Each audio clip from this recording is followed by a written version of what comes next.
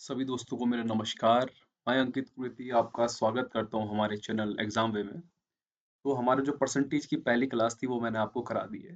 तो आज जो क्लास कराने जा रहा हूं वो मैं क्या है सेकंड क्लास कराने जा रहा हूं आपको परसेंटेज की। तो चलिए मेरे साथ में शुरू करते हैं।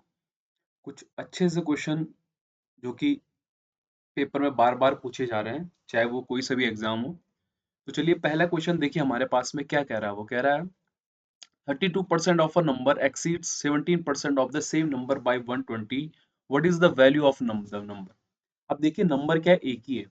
अगर नंबर एक ही है तो वो क्या कह रहा है आपको कि 32% जो है, रुकिए थोड़ा सा मैं जरा चेंज कर दूं इसकी, ठीक है। तो वो क्या कह रहा है आपसे, देखिए वो कह रहा है कि 32% किसी नंबर का और 17% से कितना ज्यादा है, मतलब उन दोनों के बीच का जो डिफरेंस है मतलब कितना है। अगर परसेंटेज में कहूँ तो 15, और अगर नंबर में कहूँ तो कितना, 120। इसका मतलब 15% कितना आ गया, 120 के बराबर आ गया। अगर 15 120 के बराबर आ गया तो आपको 15 के टेबल में जो 120 है वो कितनी बार कटता है भाई, 8 बार। इसका मतलब 1% पे कितना है, 8 है। जो नंबर रहा होगा इनिशियल वो अपने आप में क्या रहा होगा, 100% रहा होगा।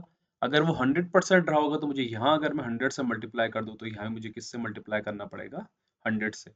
और मेरा आंसर क्या आ जाएगा, 800 आंसर आ जाएगा। चलिए नेक्स्ट क्वेश्चन करते हैं। देखिए वो कह रहा है किसी कस्बे की वर्तमान जनसंख्या कितनी है, 26010 है। यह सालाना 2% की दर से बढ़ती है और शहर के 2 साल पहले आबादी क्या थी। बढ़ती है तो शहर के 2 साल पहले। अगर 2 साल पहले निकालना है और 2 साल हमें बाद की दे रखी है, देखिए तो यहाँ पे आपको पता है कि जनसंख्या अगर बढ़ रही है मतलब इंक्रीज हो रही है तो उस पे क्या लगेगा, सक्सेसिव लगेगा, मतलब क्रमागत लगेगा। तो इसमें जो मैं मेथड करने जा रहा हूँ उस मेथड को मैं क्या कहूंगा भाई, रेशियो मेथड। क्या यूज करने जा रहा हूँ, रेशियो मेथड। अब रेशियो मेथड क्या कहता है कि जो प्रतिशत होती है उसको हम भिन्न में बदल देते हैं। तो 2% को अगर मैं भिन्न में बदलूं तो 1/50। इसका मतलब पहले साल 50 रहा होगा, एक का इंक्रीज 51, दूसरे साल फिर से 50 और कितना भाई, 51। इसको मल्टीप्लाई करेंगे आप तो कितना बन जाएगा, 2500, और 51 कितना होता है, 2601। अब उसने जो है 2 साल बाद मतलब ये जो वैल्यू है ये किसके बराबर दे रखी है उसने आपको, 26010 के। तो इससे ये कितनी बार कट गया भाई, 10 बार। अगर एक पे 10 यूनिट है तो 2500 पे कितना यूनिट हो जाएगा भाई, 25,000। उम्मीद है कि आपको ये क्लियर हो गया होगा। इसमें क्या लग रहा था हमारा, सक्सेसिव लग रहा था। तो चलिए नेक्स्ट क्वेश्चन देखते हैं। अच्छा देखिए ये परसेंटेज चेंज वाला देखिए ना। If the price of pen decreases by 20%, then a man can buy 10 more pens for rupees 100. What is the new price of each pen? देखिए परसेंटेज चल रहा है तो हम परसेंटेज में इस क्वेश्चंस को क्या करेंगे, सॉल्यूशन करने का उसका तरीका ढूंढेंगे। अगर मैं आपसे कहूं कि 20% उसने अगर कम करा होगा तभी तो उसने क्या लिए, 10 पेन और लिए भाई। लेकिन जो उसने अब पेन लिए होंगे वो खुद में क्या होगा, पूरा 100% होंगे, मतलब कंप्लीट पेन होंगे। तो 20 को 100% बनाने के लिए अगर मैं यहाँ 5 का करूँ तो यहाँ भी किसका करना पड़ेगा, 5 का। इसका मतलब उसने अब टोटल कितने पेन ले लिए, 50 पेन ले लिए।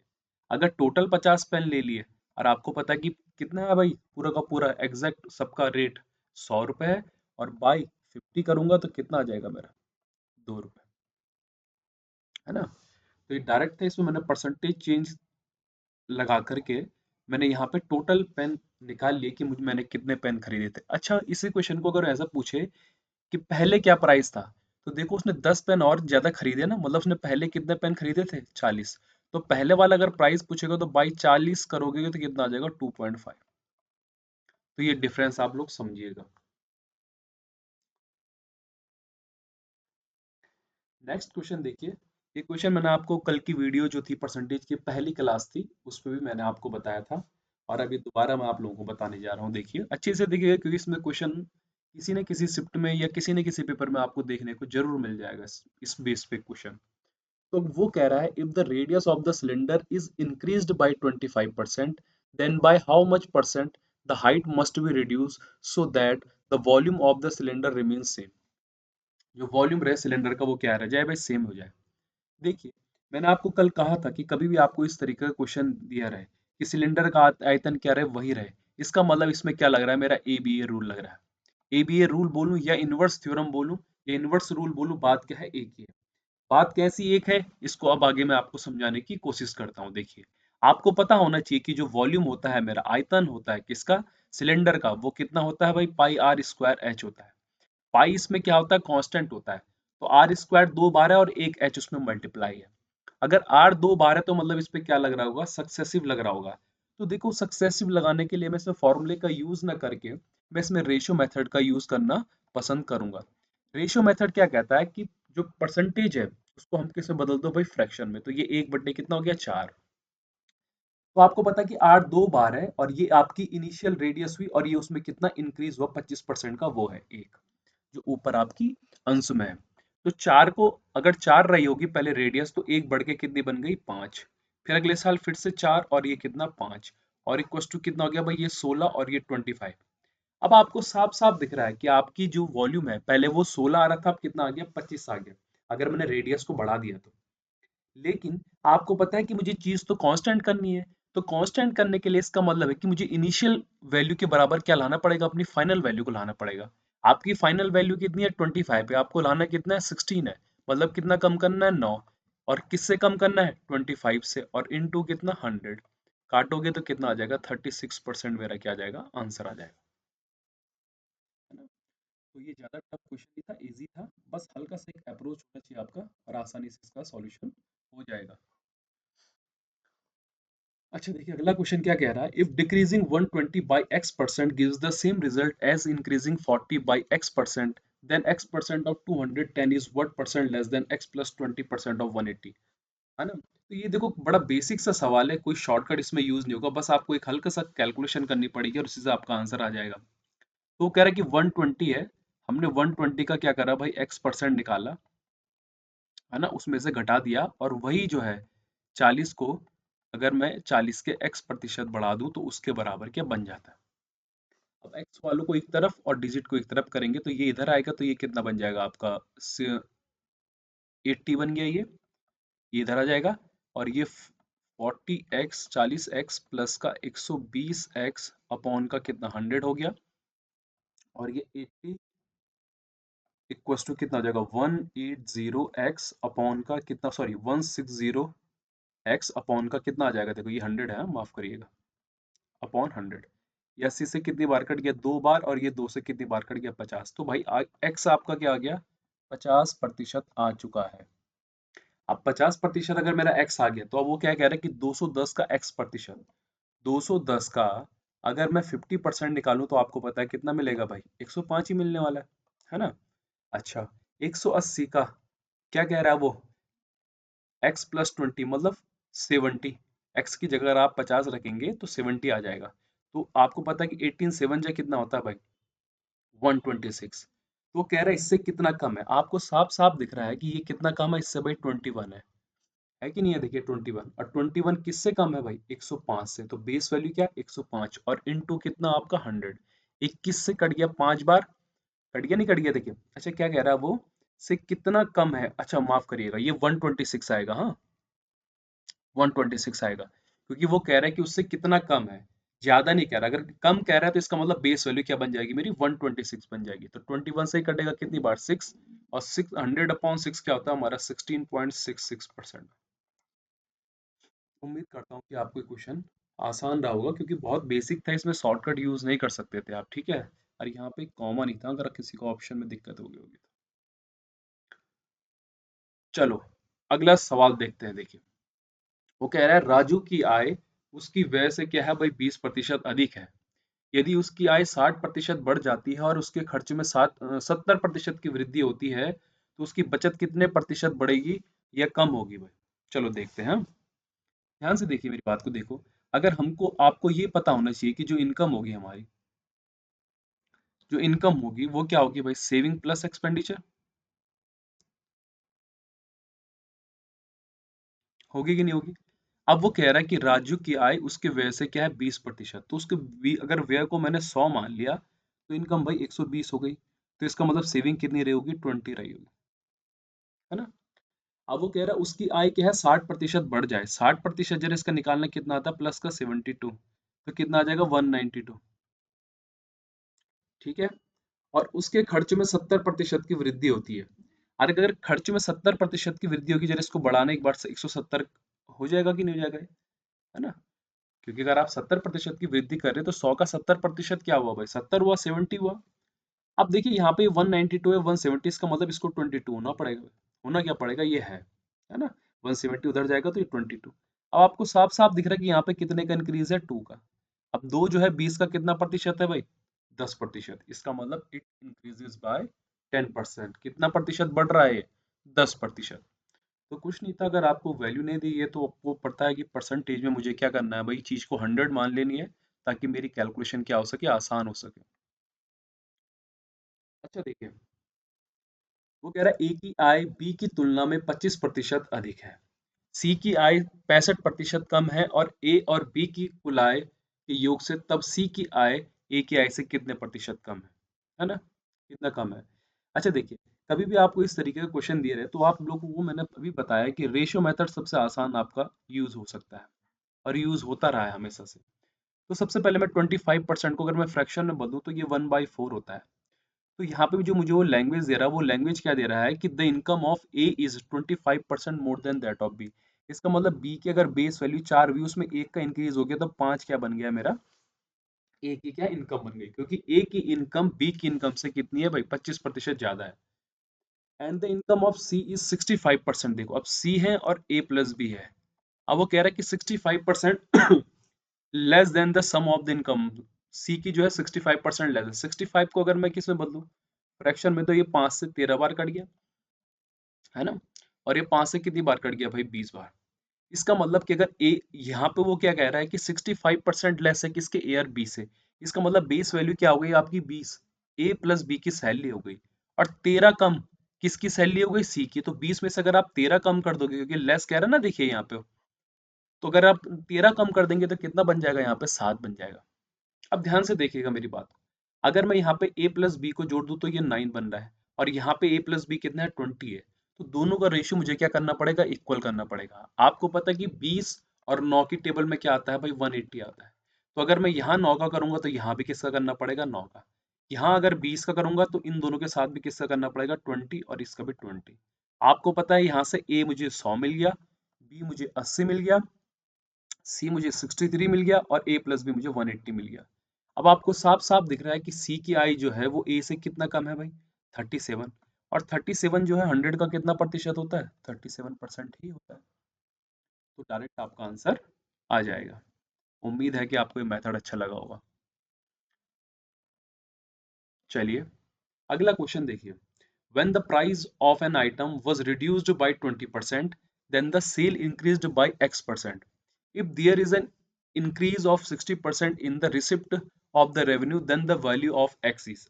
अब एक बात देखिए, जो आपका रेवेन्यू होता है, मतलब राजस्व होता है आपका, है ना? जो आपका रेवेन्यू होता है, या जो हिंदी में कहूँ तो राजस्व, वो आपका प्राइस इनटू सेल होता है भाई।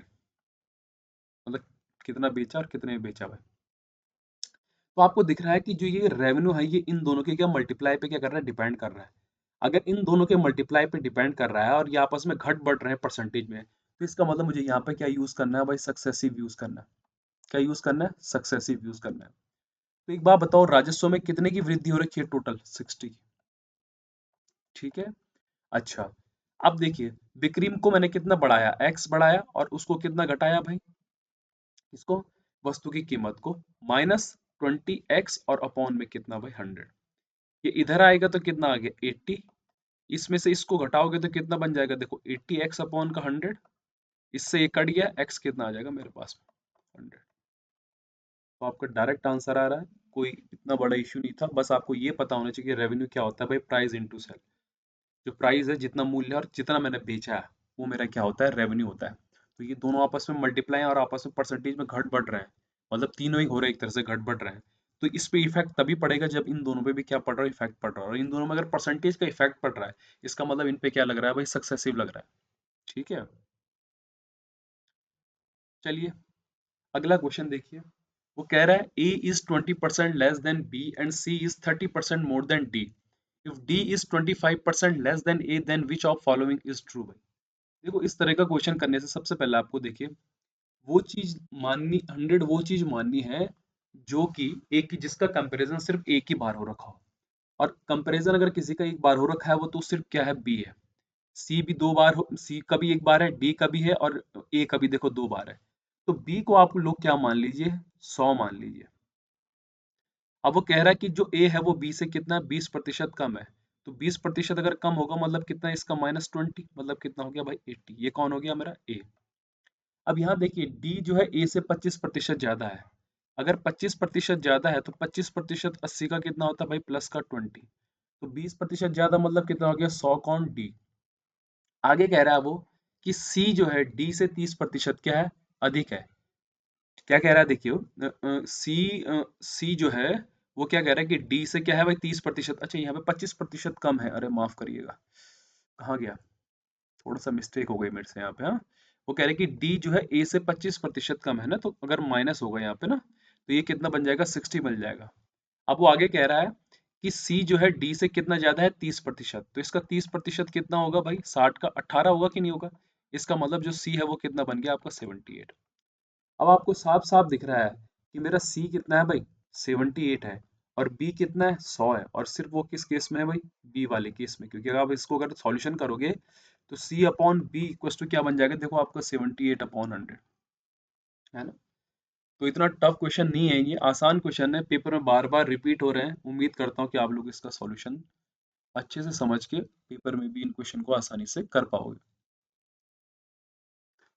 अब देखिए, वो कह रहा if 85% of a number is added to 75 then the result is the number itself, the number is. एक बात बताइए, मैं आपको क्या चीज समझाने की कोशिश कर रहा हूँ, समझिएगा कि कोई भी नंबर अपने आप में क्या होता है, 100% होता है। 100% बोलने का मतलब ये है कि आप किसी भी नंबर का कुछ परसेंटेज निकालते हैं तो वो पहले अपने आप में पूरा 100% होता है, तभी तो आप उसका कुछ प्रतिशत निकालते हैं। अब यहाँ पे एक बात बताइए कि एक नंबर था वो 85 तो कंप्लीट था, लेकिन जब मैंने उसमें 75 जोड़ा तो वो क्या हो गया, नहीं जब 85% लिया मैंने तो वो इनकम्प्लीट था। लेकिन जैसे ही मैंने उसमें 75 जोड़ा वो क्या, नंबर कंप्लीट बन गया, मतलब खुद में वो नंबर आ गया। इसका मतलब खुद वो नंबर बना होगा, मतलब 100 बनाने के लिए उसमें कितना बचा हुआ था, 15% बचा हुआ था। और 15% किसके बराबर, 75 के। तो 1% किसके बराबर हो गया आपका, 5 के। आपको पता है कि 100% रहा होगा तो यहाँ 100, तो यहाँ भी कितना 100, कितना आ गया आपका 5। तो कोई टफ क्वेश्चन नहीं था, बस समझने वाला था कि हर नंबर अपने आप में क्या होता है, 100% होता है। अच्छा, अगला क्वेश्चन देखिए, if radius of a cylinder is increased bye 60%, radius of base is decreased bye 20%, what is the percentage increase in its volume भाई। आपको पता है कि सिलेंडर का क्या होता है भाई, मेरा पाई आर स्क्वायर एच। ये क्या होता है, कांस्टेंट होता है। आर कितनी बार है देखिए, 60%, 60% दो बार, और एच कितना, 20।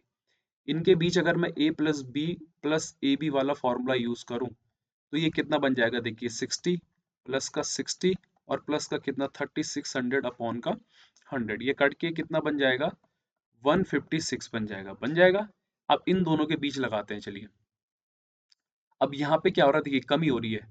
तो 156 माइनस का 20 माइनस का 156 इंटू 20 अपॉन का क्या हो जाएगा, 100 हो जाएगा। ये 20 से 5 बार कट गया। यहाँ से मैं इसको काटूंगा तो कितनी बार मिलेगा, देखो 136 हो गया मेरे पास में। और माइनस जरा इसको काट के देखिए आप, ये कितनी बार कटेगा देखिए, 5 तिया 15, है ना। कितना कट गया, 5 तिया 15, 5 एकम 5 और 5 दूनी 10। तो ये 13 1 पॉइंट समथिंग कुछ कट रहा है देखिए। तो अगर 13 1.2 में इसमें से माइनस कर दूं तो कितना बचेगा देखिए, 8। ये कितना बच गया, 4 और 1048। मतलब कौन सा वाला आंसर आ गया मेरा, बी वाला। तो कुछ इतना टफ क्वेश्चन नहीं था, आसानी से हो जाता अगर आप इसको सक्सेसिव से करना चाहें। आप इसको रेशियो से भी कर सकते हैं अगर आप लोग करना चाहें तो। मैंने आपको पिछले क्वेश्चंस में बताया किस तरह से आप रेशियो मेथड यूज कर सकते हैं।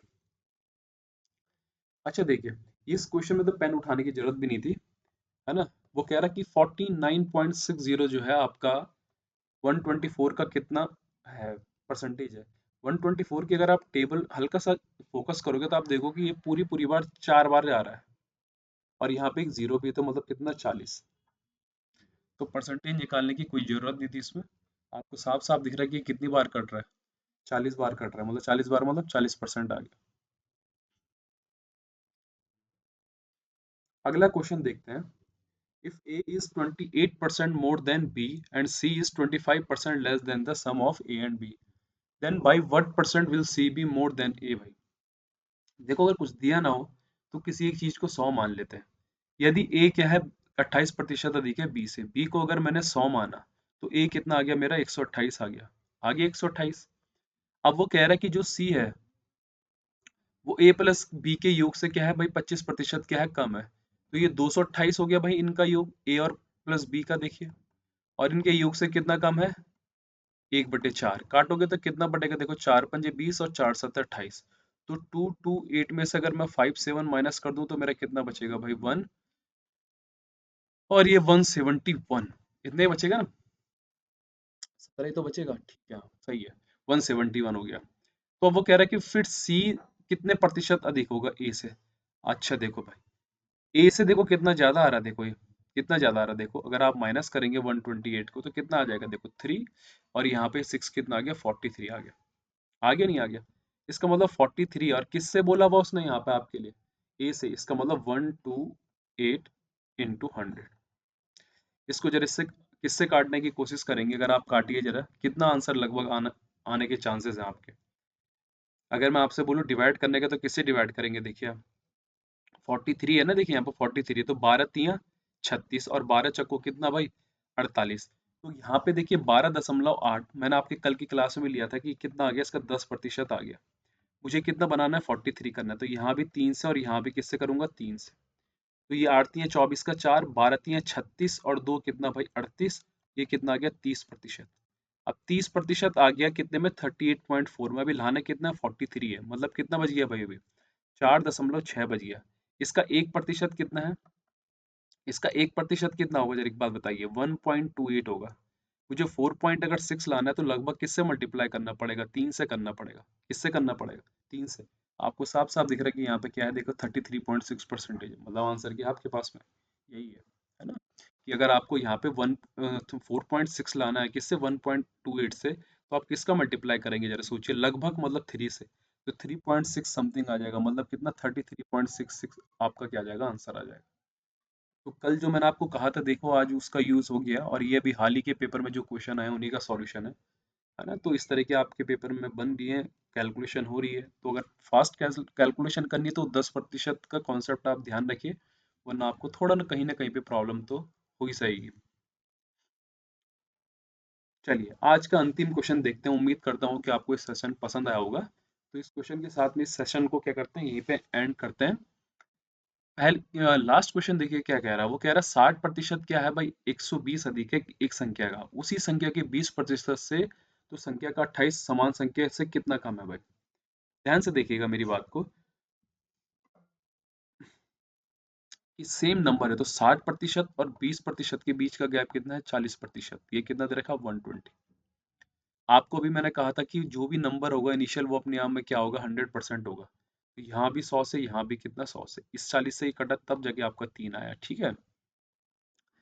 अब वो कह रहा है कि 300 है और उसके 28%, 300 में 28% और 33 1/3% के बीच का डिफरेंस निकालना है। आप इन्हें परसेंटेज का डिफरेंस देंगे तो 5 1/3 आएगा। 5 1/3 को मैं क्या लिख सकता हूँ, एक तरह से आप बताइए, 16/3%।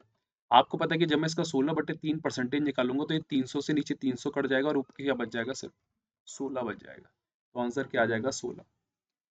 तो आज के सेशन में कुछ मैंने 14 बेहतरीन क्वेश्चन बताए, कुछ आपको कैलकुलेशन की ट्रिक्स भी बताई, किस तरह से आप लोग कम टाइम में ज़्यादा क्वेश्चन कर सकते हैं। उम्मीद करते हैं कि जितने लोग पहली बार देख रहे हैं उस चैनल को शेयर और सब्सक्राइब जरूर करिएगा, ताकि हमको आपकी छोटी सी हेल्प मिल सके। आगे भी मैं इसी तरीके के वीडियो आप लोगों के लिए बनाते रहूँगा, जो कि आपके लिए हेल्पफुल